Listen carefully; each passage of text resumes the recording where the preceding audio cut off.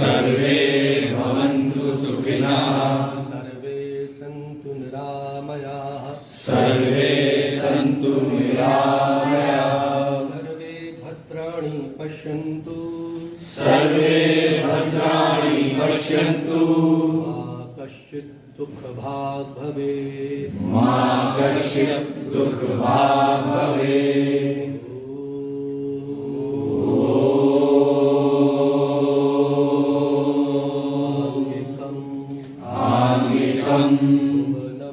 भुवनं यस्य वाचिकं सर्वां वाङ्मयम् आहार्यं चन्द्रतारादि तं नुमः सात्विकं शिवम्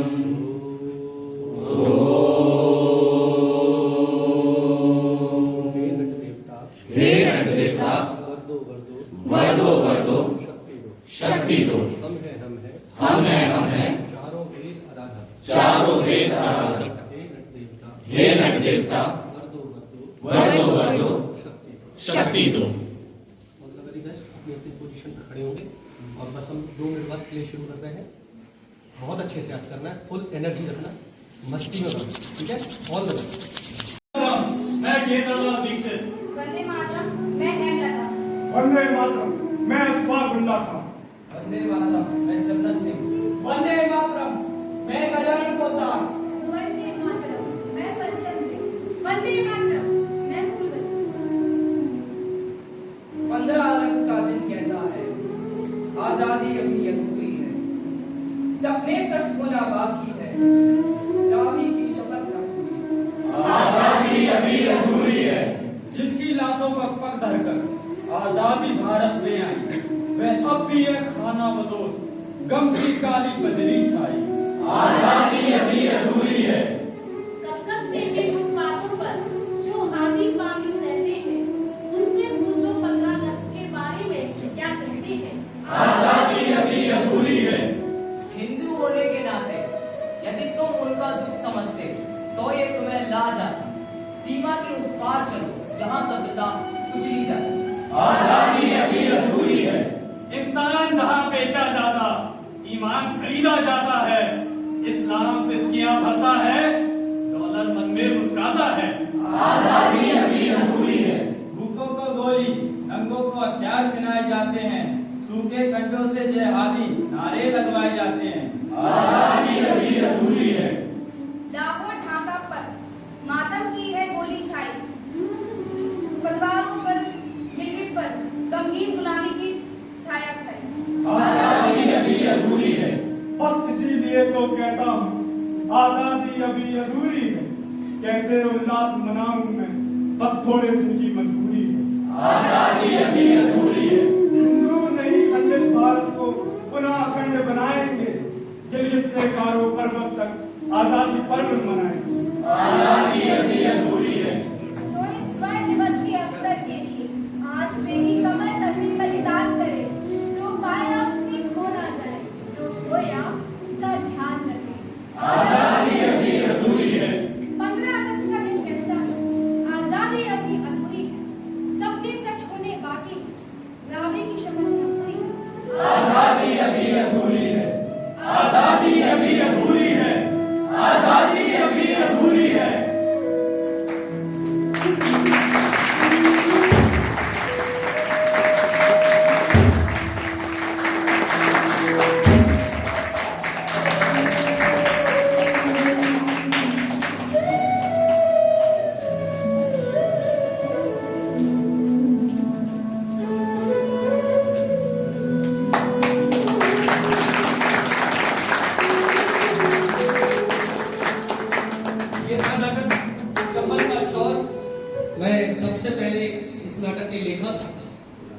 श्री पवन सक्सेना जी को मंच पर आमंत्रित करना चाहूंगा। एक बार जोरदार तालियां।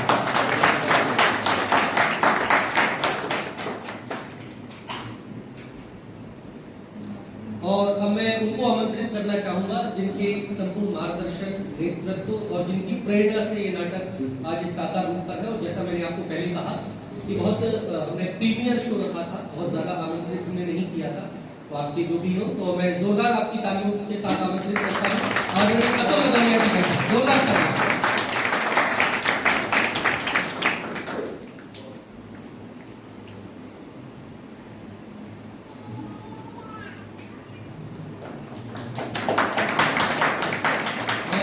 पात्रों का परिचय कराना चाहूंगा एक एक करके। नमस्कार, मेरा नाम ऋषभ मालविया है और मैंने वेदी अक्षर की भूमिका। नमस्कार, मैं प्रशांत मिश्रा अंग्रेजी सुपरिटेंडेंट की भूमिका में। मैं रोहित राठौर, मैं रोशन सिंह की भूमिका में। नमस्कार, मेरा नाम हर्ष श्रीवास्तव है, मैंने अशफाकुल्लाह खान, पंचम सिंह और भूत की भूमिका निभाई। नमस्कार, मेरा नाम विवेक राय है, मैंने पहरेदार और युवक की भूमिका में। नमस्कार, मेरा नाम रोहित राजपूत है, मैं जय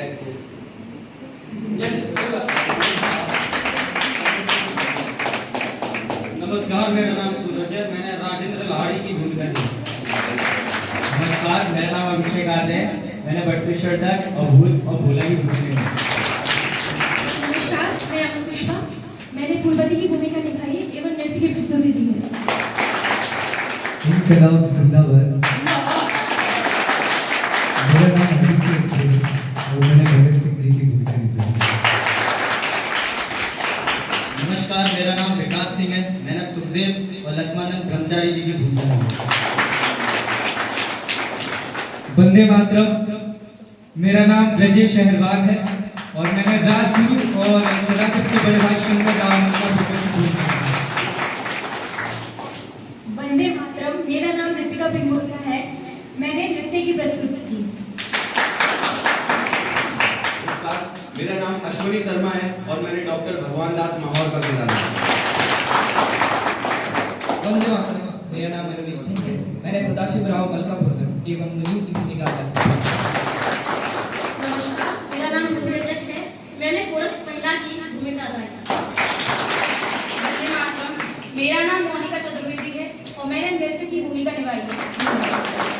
वंदे मातरम, मेरा नाम सिद्धांत पावस है और मैंने गजानन पोद्दार जी की भूमिका निभाई।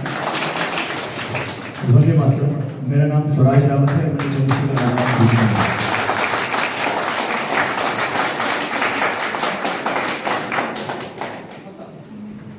वंदे मातरम, मैं अभिजीत लिंगावकर, मैंने स्वर्गीय राम प्रसाद बिहारी बर्फ वाले जो ग्वालियर के थे उनकी भूमिका और गेंदालाल दीक्षित जी की भूमिका। मैं उज्जवल उत्तम, मेरे सेठ भीगमचंद और अंग्रेजी सिपाही की भूमिका निभाई।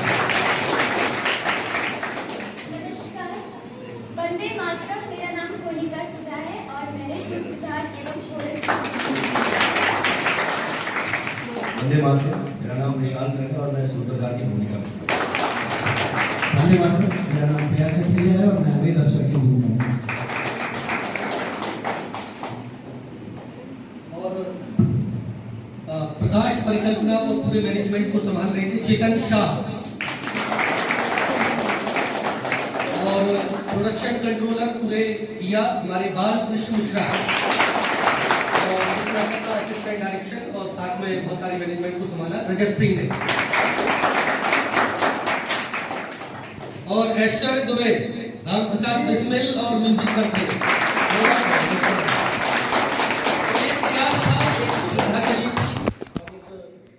हमारे जो शहीद हैं जिनके लिए हमारी श्रद्धा समर्पित है, ऐसे क्रांतिकारी वीर जिनका नाम शायद हम नहीं जानते और कुछ गिने चुने क्रांतिकारियों के नाम जो मैं इतिहास में पढ़ाए गए उनको हम जानते हैं। उसके अलावा हम ना माहौल का नाम सुना, कभी ना गजानन पोद्दार का नाम सुना, ना हम बर्फ वाले को जानते हैं। ऐसे लाखों करोड़ों हमारे क्रांतिकारी थे, वास्तव में उन्हीं की प्रेरणा से ये आज़ादी हमें प्राप्त हुई है, तो हम उनको याद रखें। इसलिए आज़ादी अभी अधूरी है और इसके प्रेरणा स्रोत आदरणीय अतुल भाई साहब को मैं विनम्रता निवेदन करूँगा कि दो शब्द से बच्चों का आशीर्वाद करें।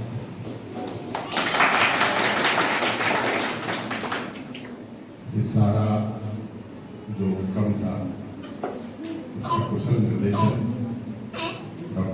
हिमांशु द्विवेदी जी ने किया। पिछले कुछ महीनों से लगातार या तो हम डिस्कशन में थे या हम सीन्स को किस तरह से कौन से क्रम में रखेंगे इस पर चर्चा कर रहे थे। तो लगातार कई महीनों से ये चर्चा होने के बाद आज इस स्वरूप में आपके सम्मुख हिमांशु जी के निर्देशन में पवन जी की ये पटकथा प्रस्तुत हो पाई। निस्संदेह आज के इस प्रयास में हमारे सम्मुख बहुत गुणी और बहुत विशेषज्ञ दर्शक मौजूद हैं। उनकी समीक्षा, उनकी आलोचना, उनकी समालोचना, उनके विचार हम जरूर जानना चाहेंगे और ये प्रयास रहेगा कि आप सबसे व्यक्तिगत रूप से बात करके उन सारी भावनाओं को, उन सारे नाटक के उन अंशों को समझा जा सके जिनको यहाँ प्रस्तुत करने में हम लोगों ने या तो उस तरह से न्याय नहीं कर पाया या हम उसको और बेहतर बना सकते थे। तो मुझे यहाँ न केवल विषय को समझने वाले बल्कि नाटक को समझने वाले लोग भी यहाँ पर हैं। उनसे ये अपेक्षा जरूर रहेगी कि वे इसके संबंध में हमारा मार्गदर्शन करें। हिमांशु जी के प्रति मैं आभारी हूँ कि वो मुझे बार बार मार्गदर्शक कह देते हैं। हालांकि ऐसा कोई काम करूं ना मेरे में ऐसी योग्यता है, ना मैं अपने आप को इस योग्य समझता हूं कि नाटक के जो ये विद्यार्थी हैं, जिस तरह से ये सारी चीज़ों को अपने साथ प्रवाह में चला कर ले जाते हैं, ऐसा कुछ मैं कर सकता हूं। कभी कभी मैंने भी थोड़े बहुत ऐसे प्रयास किए होंगे, लेकिन मन में एक भाव जरूर रहा। उस भाव को लेकर ये नाटक के विषय में कहीं विचार आया। पवन जी ने उस विचार को कागज पर उतारा और हिमांशु जी ने उसको आज फ्लोर पर आप सब लोगों के सम्मुख लाकर रख दिया। वो विचार केवल इतना सा है कि देश के प्रति ऐसे न जाने कितने व्यक्तियों की हमारी स्वाधीनता की यज्ञ में योगदान है, जिनके बारे में हम शायद बहुत कुछ नहीं जानते। एक स्वाधीन राष्ट्र के रूप में स्वाधीनता का 75वां वर्ष मनाते समय क्या हम वहां उन लोगों तक पहुंच सकते हैं, उनकी स्मृतियों को आपके सम्मुख ला सकते हैं जिन्होंने आजादी के आंदोलन में, स्वाधीनता के यज्ञ में किसी अपेक्षा के साथ अपनी भागीदारी नहीं की थी। उनके मन में केवल देश को आजाद कराने की एक स्वाधीन भारत की कल्पना थी, एक झलक थी। उसके लिए उन्होंने अपना काम छोड़ा, अपना घर छोड़ा, बहुत सारे कष्ट सहे और जब देश स्वाधीन हो गया तो वे अपने काम के लिए बिना कुछ कहे वापस चले गए, वापस अपने उस कर्तव्य पथ पर चले गए जहां से वे आए थे। बहुत से मजदूर, बहुत से किसान उस स्वाधीनता के यज्ञ में किसी के बुलावे पर नहीं आए थे, वे स्वप्रेरणा से उस आंदोलन में, उस यज्ञ में अपनी आहुति देने आए थे। और अगर एक बार अपने मन में उनके प्रति आस्था का भाव जगा सके तो शायद आज का ये नाटक, आज की ये प्रस्तुति सफल होगी।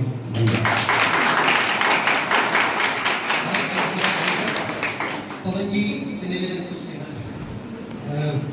मैं बस यही कहना चाहूँगा कि लेखन यात्रा चल रही थी और 17-18 साल चल रही थी, लेकिन कोरोना पीरियड में इस बार जब ग्वालियर रोकना हुआ और फिर भाई साहब अतुल जी मिले और उनका आदेश ये हुआ कि कुछ यहाँ के लिए करो यार, बार बार मुंबई भागते हो, कुछ यहाँ के लिए करोगे। तो बाहर जाने के बाद मुझे ये चीज़ कभी खटकती थी, जब भी मैं मुंबई या दिल्ली में कहीं भी आप लोग भी इसको फेस करोगे, किराए का मकान लो ना, तो कहा जाता ग्वालियर से यानी चंबल से, अरे यार घर तो खाली नहीं। हर बार हमें चंबल का नाम आते डाकुओं से जुड़ा जाता था, तो ये बात खटकती थी। वो लगता था कभी न कभी कलम में सौर भी चले। और सौभाग्य से और सबके साथ से कुछ बात बनी और चंबल की असली पहचान क्या है? चंबल में डाकू नहीं बागी हुआ करते थे। और बागी तो क्या होते हैं ऐसा जानते हैं, जिन्होंने क्रांतिकारियों आंदोलनकारियों को शरण दी, उनको धन दिया, उनको सम्मान दिया। तो ऐसे बहुत से गुमनामी लोग थे, वो युवतियां थी जिनको शोध किया, तलाश किया, अभी भी बहुत सारी हैं। तो मेरे लिए एक चैलेंज था कि ग्वालियर के आसपास क्या हो सकता है।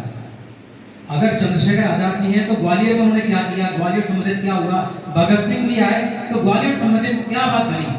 तो मैं इस चंबल के इर्द गिर्द चीजों को ढूंढता रहा, करता रहा, और भाई साहब और फिर उस मूर्त को साकार रूप तो उन्होंने दिया है। अगर वो क्रांतिकारियों के द्रोणाचार्य कितना थे तो रंग कर्मियों के द्रोणाचार्य डॉक्टर हिमांशु तिवारी हैं। और मैं जो इतने साल से अपने आप को समझता था कि मैंने भी रंगमंच किया, यहाँ पर आकर बहुत सारी चीज सीखी है।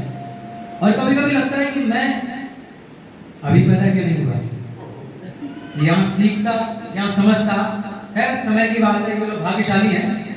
तो आप लोग बस दुआ कीजिए कि ये चंबल का शौर और भी बड़े बड़े मंच पर जाए और ये सब हमारे सेलिब्रिटी बने। धन्यवाद।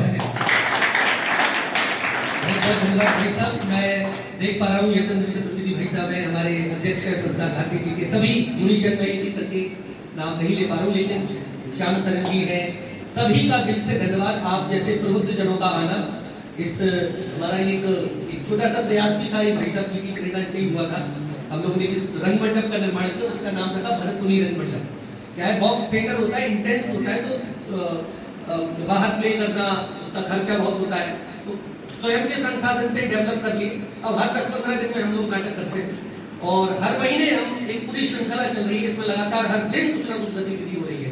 तो उसी क्रम के साथ में अंत में आप सभी सुधीजनों का, आदरणीय भाभी जी का और सभी जो प्यारे दर्शक वृंद, हमारे विद्यार्थी भी बैठे हुए और बहुत सारे गुणीजन बैठे हुए, दिल से बहुत धन्यवाद, बहुत बहुत धन्यवाद।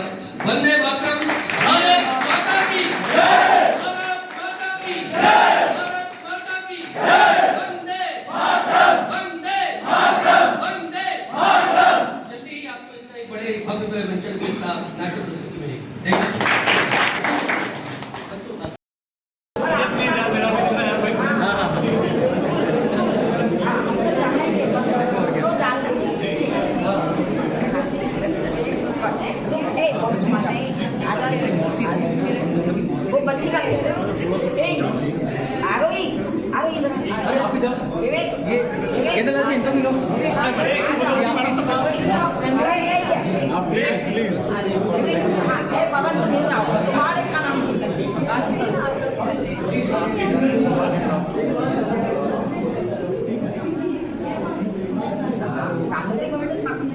आप मतलब लेकिन बाप बेटा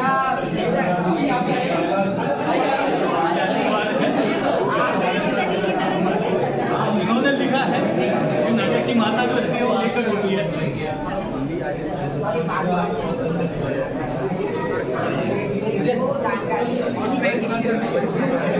विवेक को भेजो, विवेक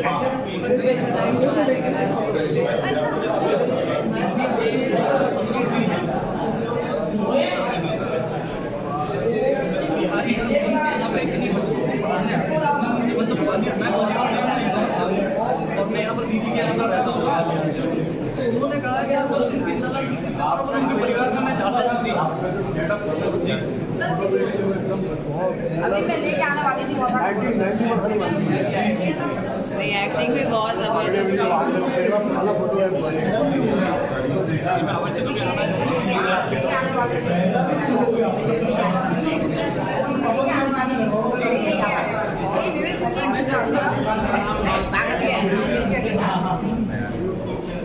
आपको बड़ा मजा लगा। आप लोग बहुत बाकी ऐसे लोगों के सामने करने का सौभाग्य नहीं है।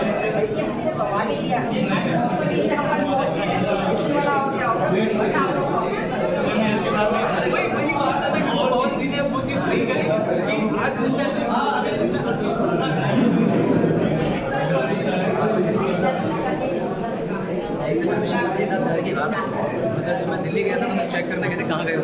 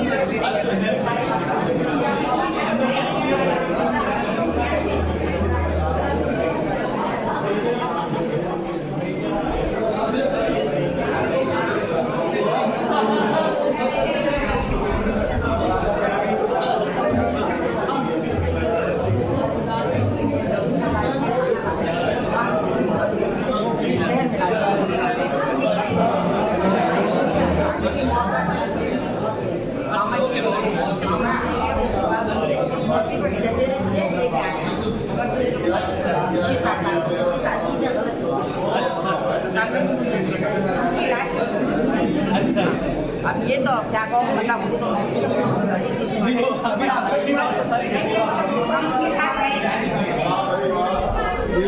क्या बात है ये पुराना हीरो पुराना हीरो पुराना